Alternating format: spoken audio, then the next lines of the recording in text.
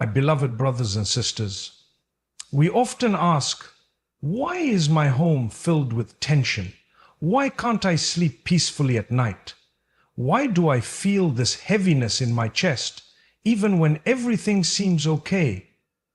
Sometimes we look for complicated explanations when the reality may be much closer to us than we think. The truth is, there are things we bring into our homes with our own hands that can attract negativity, disturbance, and even the presence of the unseen. Yes, the home is meant to be a place of peace, mercy, and blessings. But it cannot be all of that if we've allowed objects, actions, or habits that invite the opposite. And we can't blame Allah for it when we're the ones leaving the door open for shaitan to enter. One of the most dangerous items that can affect your home's spiritual atmosphere are images and statues that carry faces of humans or animals. It's not just about decoration, it's about obedience. When we knowingly hang up things that go against the teachings of our faith, we're not just making a design choice, we're making a spiritual one. The Prophet, peace be upon him, warned us clearly, angels of mercy do not enter a house that contains images of living beings. If mercy doesn't enter, what do you think replaces it? Another thing we must be cautious about is music that carries indecent words, promotes shamelessness, or encourages rebellion against values. We may think it's just a beat, or I'm not really listening to the lyrics, but shaitan doesn't need your full attention. He just needs a door. And if that door is left open long enough, it becomes harder to close. Your heart becomes attached to things that distance you from Allah. And when Allah's light fades from the home, what takes its place? Some homes also keep books, cards, or symbols related to magic, horoscopes, zodiac signs, or superstition. These are not just for fun. They are serious openings into a world you don't understand. Even if you don't believe in them, keeping them can invite harm. Don't take chances with your soul or your family's peace. Get rid of them immediately and seek Allah's protection sincerely. Even the content we watch, the words we speak, and the arguments we allow to explode in our homes, all of these can either call upon angels or attract devils. A home where Qur'an is never recited, where salah is neglected, where backbiting, swearing, and gossip flow freely, such a home becomes heavy, the hearts become restless, sleep becomes difficult, joy becomes rare. We need to start purifying our homes by replacing these harmful things with sources of life. Fill your space with Qur'an, with dhikr, with sincere dua. Make your home a place where salah is established, not just rushed through, where the names of Allah are remembered, not just the names of celebrities, where peace is not just in the decoration, but in the atmosphere. Clean out your home like you clean your heart. Look through what's hanging on the walls, what's sitting on the shelves, what's playing through the speakers, and ask yourself, is this something that would please Allah or something that might invite shaitan?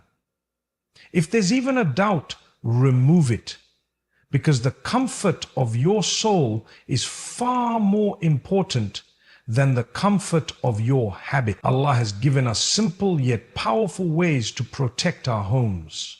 Recite ayat al-Kursi, play Surah Al-Baqarah, make regular dhikr, and most importantly, obey His commands.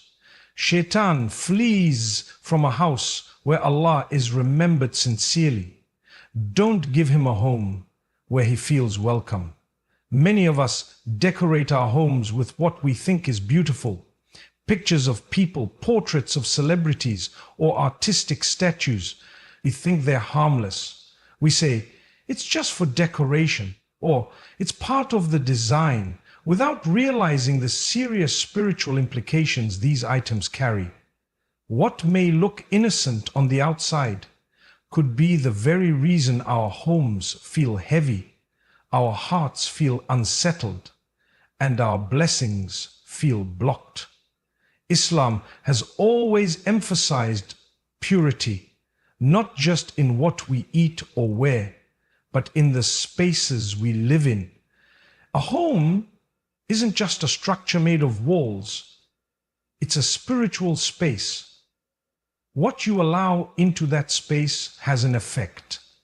And from the clear teachings of the Prophet, peace be upon him, we are told that angels of mercy do not enter a home where there are images of living beings or statues.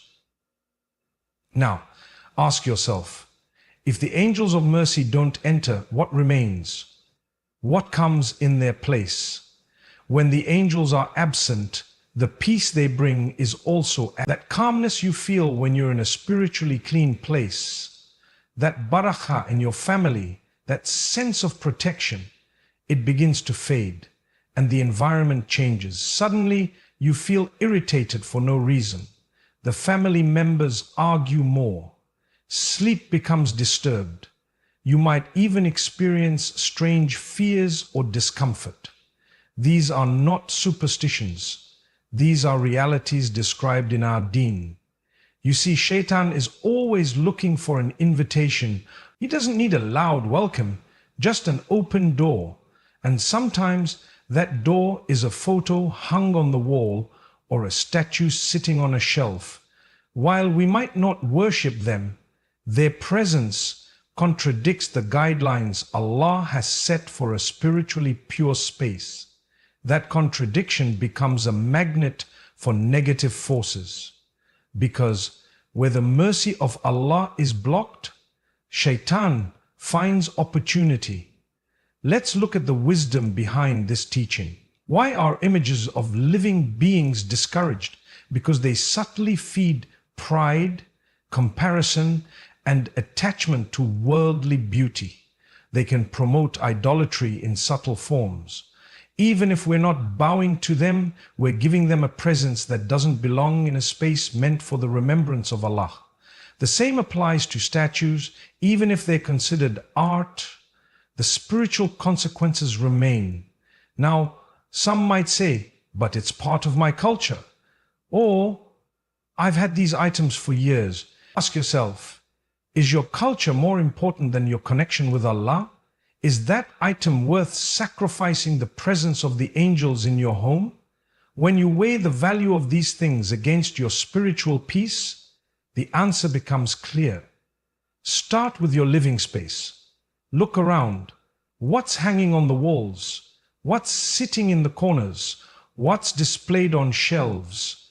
If you see anything with human or animal faces or statues, remove them. Don't just hide them, get rid of them.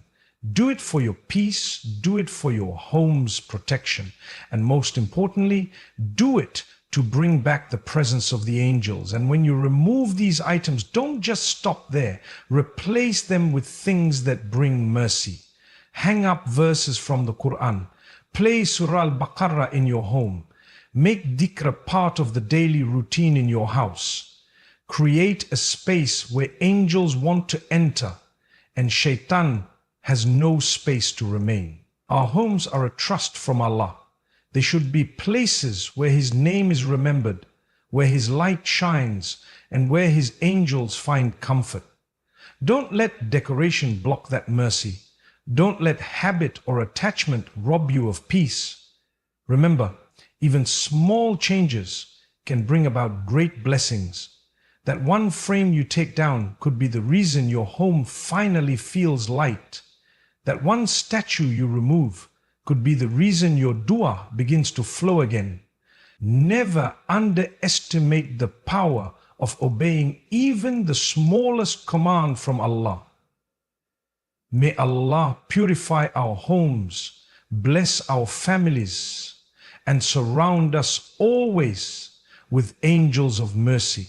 One of the most powerful tools that shaitan uses today to access the hearts and minds of people is music and media that promote indecency, rebellion, and spiritual laziness. It's everywhere. On phones, in cars, in our homes, even playing softly in the background while we work or eat. And over time it becomes normal. We stop noticing the words, we stop caring about the message. But make no mistake, just because something is common doesn't make it harmless. When you listen to something repeatedly, it begins to shape your thinking. It starts to influence your emotions, your mood, your thoughts, and even your behavior. That's the power of sound, and shaitan knows it. That's why indecent lyrics are often quoted in catchy melodies. That's why immorality is made to sound sweet, because once you get used to the sound, you stop questioning the content. How often do people say, "I just like the beat," or "I don't pay attention to the words"? But do you realize what those words are doing to your soul? They are feeding it confusion. They are normalizing sin. They are planting seeds of desire, pride, arrogance, and disobedience, sometimes without you even realizing it. It's like giving shayateen a microphone and letting him whisper into your ears all day long. And it doesn't stop at music. The same applies to the shows we binge, the videos we scroll through endlessly, and the entertainment we consume with no filter. We invite shaitan into our homes, into our hearts, and then wonder why we feel spiritually empty, why our prayers feel heavy, why our hearts feel restless, why our homes are full of tension. When the voice of shaitan is playing on our speakers, how can we expect the mercy of Allah to descend? Our faith teaches us to protect our senses. What you hear, what you see, these are all pathways to the heart, and if those pathways are constantly filled with darkness, the heart begins to dim. It loses its sensitivity. It stops reacting to sin. It no longer finds peace in Salah. It becomes attached to the world and distant from the remembrance of Allah. But it doesn't have to stay that way. The moment you make the decision to clean what you listen to and what you watch, you begin to take control again. You push shaitan out and invite the angels back in. You choose light over darkness. And it starts with small steps, turning off music that promotes indecency, deleting content that wastes hours of your time, and replacing them with what feeds your soul. Start with Qur'an. Let it play in your home. Let your ears become familiar with the words of Allah. At first it might feel unfamiliar if you're used to other sounds, but keep going. The heart begins to shift. The house begins to feel different. Barakah returns. That background noise that used to drag you down is now lifting you up. And don't underestimate the power of dhikr. Saying Subhanallah, Alhamdulillah, La ilaha illa Allah, Allahu Akbar. These are not just phrases. They're shields. They bring peace. They bring light. They repel shaitan. The more you fill your space with the remembrance of Allah, the less room there is for anything else. This is not about being extreme. It's about being intentional. It's about guarding your soul. It's about recognizing that every sound you let into your ears either brings you closer to Allah or further away. There is no neutral ground. Every moment is a choice. And if we truly want peace in our hearts, calmness in our minds, and light in our homes, we have to make better choices. You might lose a few songs, a few shows, a few habits, but what you gain is priceless. You gain clarity. You gain contentment. You gain closeness to the one who created you. So don't let shaitan have control over your ears. Don't let him sing you to sleep while your heart drifts away from your Lord. Choose Qur'an. Choose dhikr. Choose light. and watch how your entire life begins to change. ChatGPT said, in every home, there are items we carefully select. Some for beauty, some for meaning, some for tradition, but not all items bring light. Some objects, without us even realizing it, carry with them a spiritual weight. And among the most dangerous of these are items linked to magic, horoscopes, or superstition. These things might seem small or harmless, but they attract a darkness that pushes away the mercy of Allah and invites harm, confusion, and unrest into our lives. Magic is real. It's not a fantasy or something found only in story. Allah mentions it in the Qur'an, and we are warned clearly against going near it. Even those who don't practice magic, but keep items related to it, books, symbols, charms, or tools, are exposing themselves to the very forces Allah told us to stay far away from. It doesn't matter if someone says, it's just for fun, or I don't even believe in it. Keeping these objects in your home is like holding fire in your hand and expecting not to be burned. Many people today are fascinated by horoscopes and zodiac signs. You'll see it everywhere, on social media, in magazines, even in casual conversation. What's your star sign? You're emotional because you're a Cancer, or you're stubborn because you're a Taurus. These may seem like personality tests or entertainment, but in reality, they are rooted in the belief that the stars control our fate, something that only Allah has power over. Relying on these things, even a little, shifts the heart away from tawakkul, from complete trust in Allah, and opens the door to false beliefs. Some people keep dream catchers, evil eye charms, or other talismans, thinking they bring protection or luck. But how can a piece of string, a symbol, or a man-made object protect you when Allah is the only true protector? These things don't bring protection, they bring weakness in faith. They invite shayateen to play with your fears and feed your doubts. And the longer they stay in your home, the heavier it begins to feel.